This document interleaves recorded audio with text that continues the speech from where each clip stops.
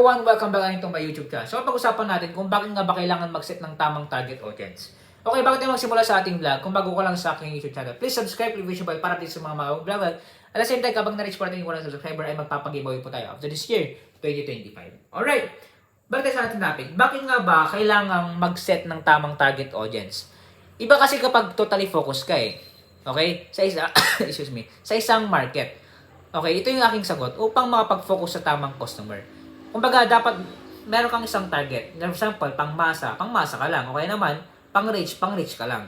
Para kahit paano, hindi yung parang ang dami mong target market. Okay? At the same time, kapag na-reach mo naman na kasi yung isa, sigurado sasama ng iba eh. Tama? Kasi yung iba, mga malaking company is talagang lahat is target market na. Pero hindi nyo alam, meron silang isang target market. For example, mga mayayaman.